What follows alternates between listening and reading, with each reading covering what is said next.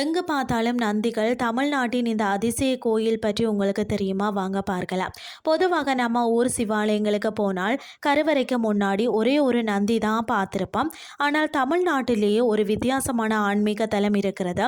அங்கே பார்த்தீங்கன்னா நீங்கள் எங்கு பார்த்தாலுமே எந்த பக்கம் திரும்பினாலுமே வரிசை வரிசையாக நூற்றுக்கணக்கான நந்தி சிலைகள் மட்டுமே காட்சி அளிக்கிறதா.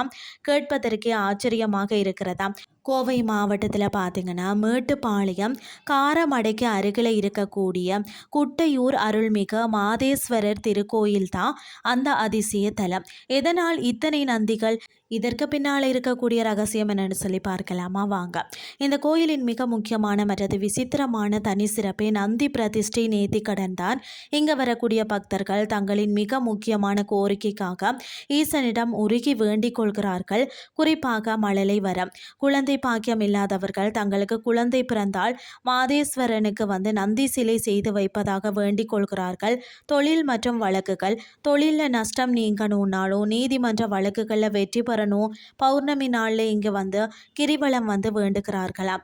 அதிசயம் என்னன்னு சொல்லி பார்த்தீங்கன்னா, அப்படி வேண்டிக் கொண்ட பக்தர்களுக்கு நினைத்த காரியம் நிறைவேறியதும் அவர்கள் தங்கள் கைகளால் வாங்கியோ அல்லது செய்தோ ஒரு நந்தி சிலையை இந்த வளாகத்தில் பிரதிஷ்டை செய்கிறார்களாம். சில பக்தர்கள் தங்களுக்கு பிறந்த குழந்தையின் பொம்மை சுதை சிற்பங்களையும் செய்து வைக்கிறார்கள்.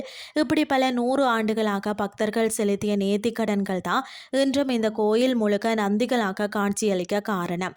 கால்நடைகளை காக்கம், அதாவது மாதேஸ்வரன் சுமார் 1000 ஆண்டுகளுக்கு முன்பு கராம்பசு காட்டில் இருந்த சுயம்புலிங்கத்தின் மீது தானாக பால் சொரிந்த வரலாற்று பின்னணியை கொண்ட தலம் தான் இது. அதனால் பார்த்தீங்கன்னா இன்றும் சுற்று வட்டாரத்து மக்கள் தங்களுடைய வீட்டு ஆடு மாடுகளுக்கு உடம்பு சரியில்லைன்னு சொல்லி பார்த்தீங்கன்னா இந்த மாதேஸ்வரரின் தீர்த்த பிரசாதத்தை தான் வாங்கிட்டு போய் தெளிக்கிறாங்களாம். மாடுகளின் நோய் நொடி உடனே சரியாகிவிடும் என்பது இங்கே இருக்கக்கூடிய அசைக்க முடியாத நம்பிக்கை. மற்றது பார்த்தீங்கன்னா இப்போவும் இங்கே இருக்கக்கூடிய விவசாயிகள் தங்கள் நிலத்தில் முதல்ல விதை விதைப்பதற்கும் குடும்பத்தினர் சுபகாரியங்கள் தொடங்குவதற்கும் இந்த கோயிலில் ஈசனிடம் பூ போட்டு சம்மதம் கேட்கும் வழக்கம் மாறாமல் தொடர்கிறதாம். உங்கள் மனசிலையும் தீராத குறைகளோடு நீண்ட நாள் வேண்டுதல்களோ இருந்தால் ஒரு முறை இந்த அதிசய கோயிலுக்கு போயிட்டு வாங்கள். உங்கள் வேண்டுதலும் பழித்து நீங்களும் ஒரு நந்தி சிலை வைக்க அந்த மாதேஸ்வரன் அருள் புரியட்டும். இன்றைய ஆன்மீகம் சார்ந்த பதிவு உங்களுக்கு பிரயோசனமாக அமைஞ்சிருக்கும்னு சொல்லி நானும் நம்புகிறேன்.